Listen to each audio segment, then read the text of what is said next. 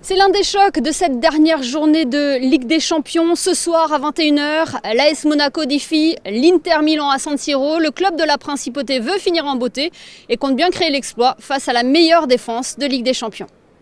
First, that we achieve one of our goals to get in a knockout stage. The group what we had, it was not an easy one.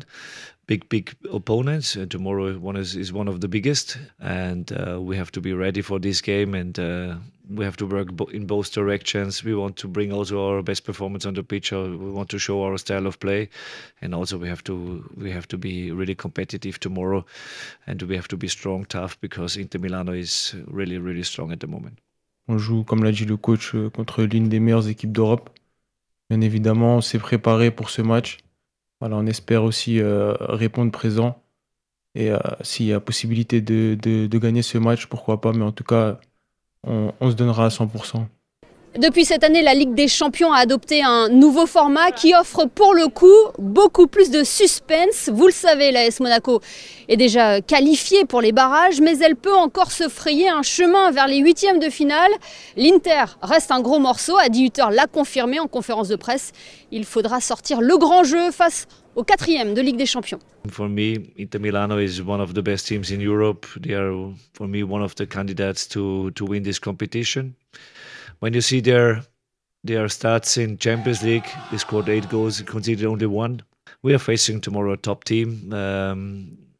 It's hard to beat them, but we are here to show that we are also a good football team and that we are brave, and we will see what happens tomorrow. 1200 supporters monégasques sont attendus ce soir à San Siro. On en a croisé quelques-uns avec Thomas Deus ici devant le Duomo, dont Samuel et Robert. Et vous, votre histoire, messieurs, elle est un petit peu particulière parce que vous avez fait le déplacement avec le club. Oui, on a eu l'extrême chance de voyager avec le club donc dans l'avion grâce au club et à un partenaire. Et c'est des expériences qu'on peut vivre qu'une fois dans une vie et dans une belle vie. Donc c'était vraiment super plaisant. Robert, quel est votre sentiment à quelques heures du coup d'envoi de cette rencontre ? Ça va être un match plutôt difficile, mais on a bon espoir de ramener au moins un point à la maison. Le parcours en Ligue des Champions de l'AS Monaco est pour le moment très honorable, hein ? Oui, c'est surtout pour un retour en Ligue des Champions, ça fait plaisir. Surtout que depuis 2 matchs, l'équipe joue un peu plus et il y a plus d'envie et de beaux jeux. Ça fait plaisir à voir et on espère que ça va continuer jusqu'en 16e ou en 8e ou plus loin encore, on l'espère. Pour le moment, le bilan, c'est 4 victoires, un match nul, une défaite, 10e au classement de Ligue des Champions. Est-ce que vous attendiez à ça en tout début de saison, Robert ? On pouvait l'espérer, mais c'est vrai qu'on était loin de penser à ça. Les joueurs ont été très bons sur les ensembles de matchs. Après, des fois, pour tenir le score, c'était plus compliqué.